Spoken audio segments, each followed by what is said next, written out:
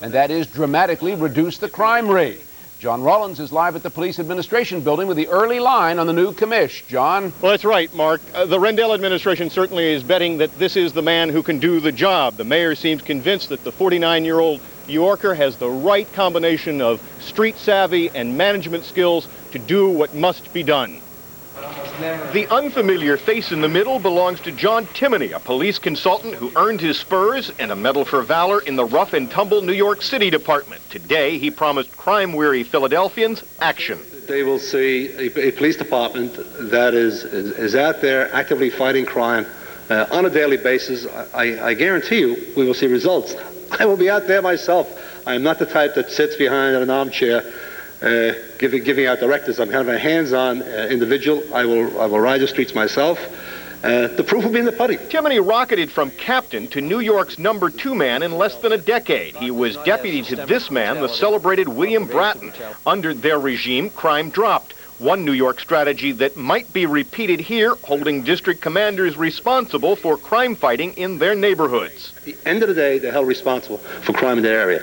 If they can't meet their responsibilities, no problem. Move on. We'll move somebody else in that can. In an effort to smooth his transition, Timoney met with city council members today and was scheduled to talk with FOP leader Rich Costello, outgoing Commissioner Richard Neal, and NAACP leader Jerry Mondesire.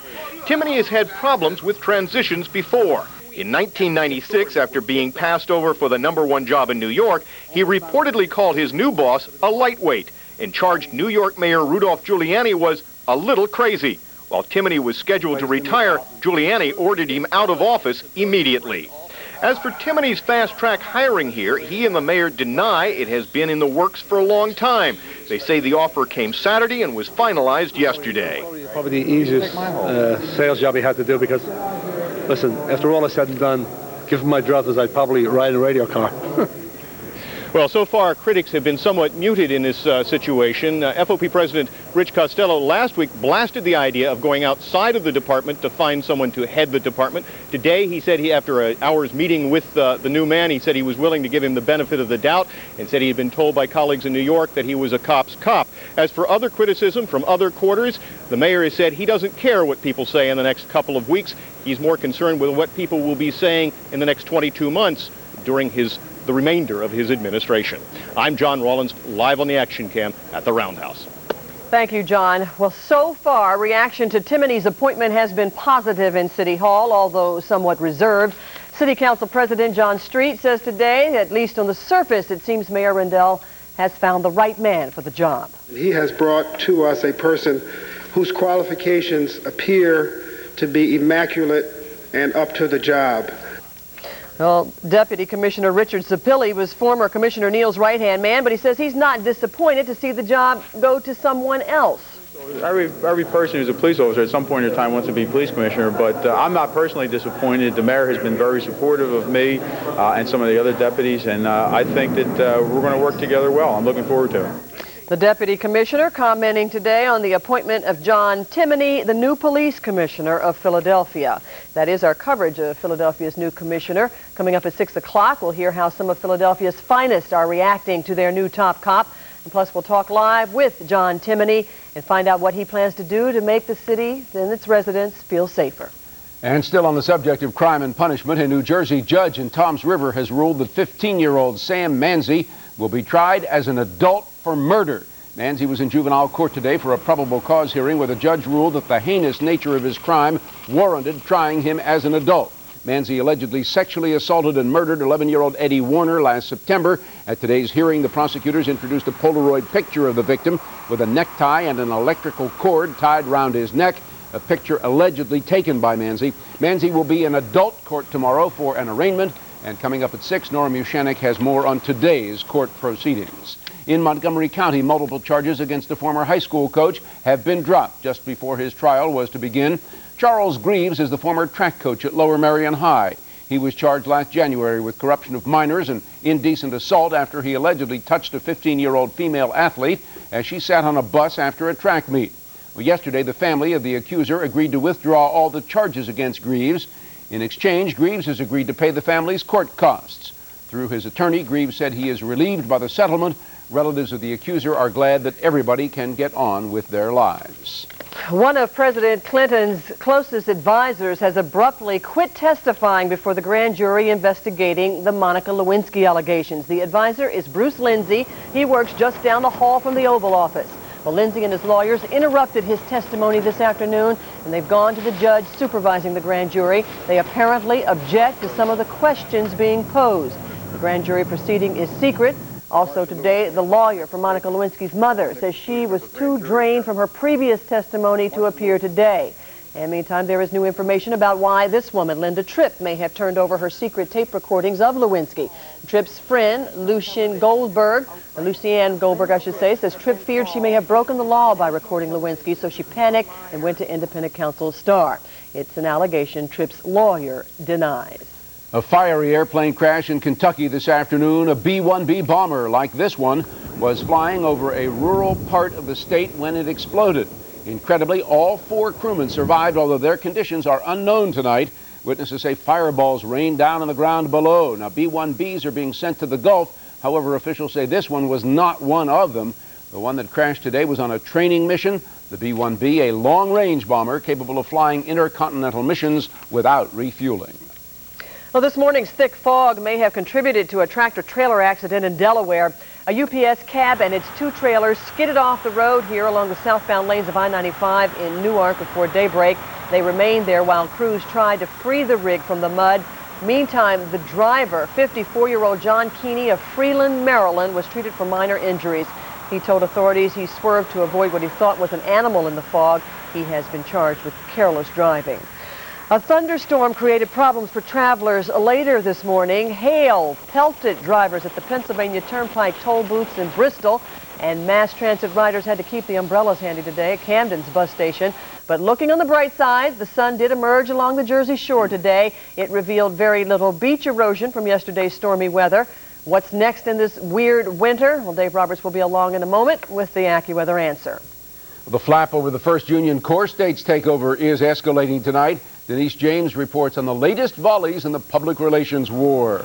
First Union's track record is dismal across the city. Organized opponents of the First Union core states merger unleashed a second punch in their battle to expose problems with the merger. 2 local activist organizations released the second part of a study of First Union done with Temple University called A Tale of Two Banks. Citywide, First Union's record of minority lending is far less than any other bank in the city. The study outlines First Union's alleged pattern of lending discrimination, branch closings, and disinvestment in low-income communities. Merger opponents say it's redlining with potentially disastrous effects. It begins a general deterioration of the fabric of the neighborhood. First Union claims that they are like other lenders, but actually their denial rates for Latinos and for African Americans is in fact higher than the city average for all lenders in the city. Capital is required in these neighborhoods if we're going to rebuild those neighborhoods. And this is not a social service. This is capitalism at its best. First Union did not return a call from Action News, but it did run a full-page ad entitled An Open Letter to the Philadelphia Community in the city's major newspapers today. The letter addresses community reinvestment and branch closings. It references a $100 million charitable foundation and an $85 million commitment to local charities. First Union thinks that by making charitable contributions, which are certainly important, that will replace credit availability to communities, which is a source of empowerment. The group has filed its objections with the Federal Reserve Board, but is pushing for public hearings on the issues surrounding the merger and asking Mayor Rendell to join them in their call for public hearings. Denise James, Channel 6 Action News, North Philadelphia. Well, up next on Action News, a firebug is targeting churches in Pennsylvania. Plus, if you are guilty of tailgating, running red lights, even giving other drivers dirty looks, you are on notice. Dave.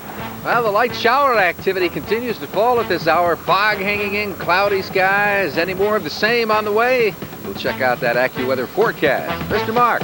Dave, we're going to take a look here at Sky 6, and you can see just how bad it is. This is a wide shot from way out in the western suburbs. That's where the Blue Route and the Schuylkill come together. Those headlights you see in the distance are Route 76, the Schuylkill westbound. A lot of traffic out there moving slowly, in part because of the fog and the wet roads. And you can see just how bad it is. Of course, Dave will...